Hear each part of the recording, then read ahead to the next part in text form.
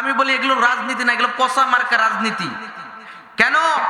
যে রাজনীতি করতে যে আমার ভাইয়ের আমার মায়ের বুক খালি হয়, এই রাজনীতি না।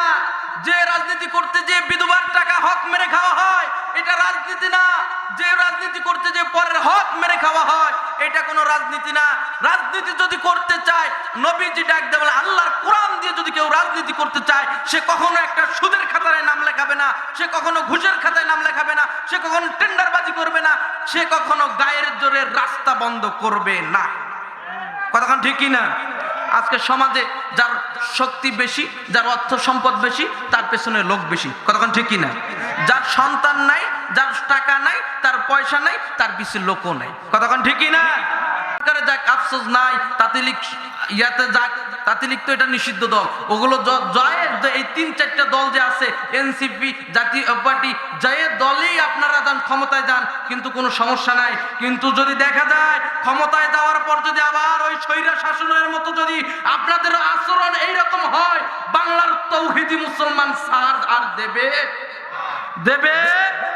একজন তো ওই দিল্লিতে যাওয়ার সময় পাইছে, কিন্তু টেকনাফ থেকে তেতুলিয়া, রূপসা থেকে পাতুরিয়া এমন ভাবে ঘেরাও করবে, বাংলা তৌহিদি মুসলমান ৩ সেকেন্ডও লাগবে না আমার টানে হেসড়ে মাটিতে নামাতে। কতক্ষণ ঠিক যাবেন? সাবধানে যান, যাবেন সাবধানে যান। আমিরে জামাত বলছে যদি বিএনপি ক্ষমতা আসে আমরা তাকে ফুল দিয়ে বরণ করে নিব। বলছে না? বলছে। আরে ভাই আপনারা বলেন দেখি, আপনারা এইভাবে বলেন না কেন? সবাই একই জায়গায় আসে, বলেন তো একটা থাপ্পড় বেশি লাগে না একটা ঘুষি বেশি লাগে? তো ঘুষি মারতে গেলে সব আঙ্গুল এক জায়গায় করতে হবে। কোথায় করতে হবে? আর একটা থাপ্পড় মারতে গেলে 5টা 5 দিকে। কয়টা? 5টা।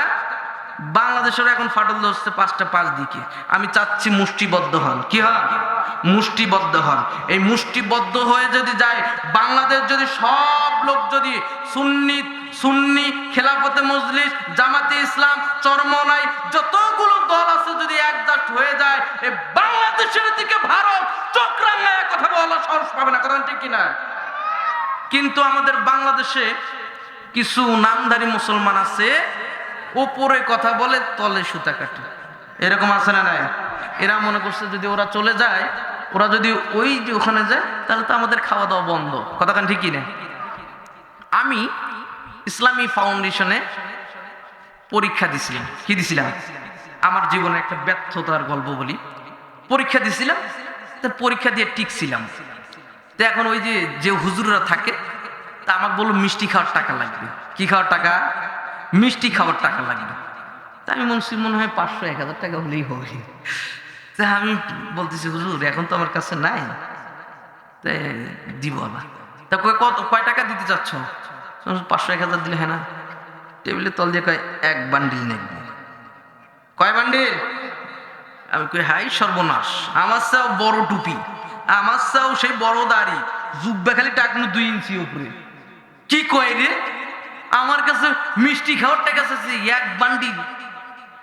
মিষ্টি খাওয়ার চায় না, খাওয়ার চায় যদি রসমালাই খাওয়ার চাইলে হয়, বা আমাকে বগরে দই খাওয়ার চাইলে হয়, তাহলে যে 1 বান্ডিল নয় 5 বান্ডিল দিয়ে আর খবরও পাইলাম না। কতক্ষণ ঠিক কি না? আজকে হয়ে গেছে এইটা। আজকে কি হয়ে গেছে? এইটার যুগ হয়েছে। সেই দিনে কান ধরে তবা গেছে, ওগুলো তার যাওয়া নেই। আল্লাহ বলছি, ওই হুজুরকেও বলছি যে আপনিও কিয়ামতের দিন আল্লাহর কাঠ ধরায় উঠবেন, আমিও কিয়ামতের দিন আল্লাহর কাঠ ধরায় উঠবো। দেখি আল্লাহ কার দিকে ফয়সালা দেয়। কতক্ষণ ঠিক কিনা? সৎ সঙ্গে স্বর্গবাস, অসৎ সঙ্গে সর্বনাশ।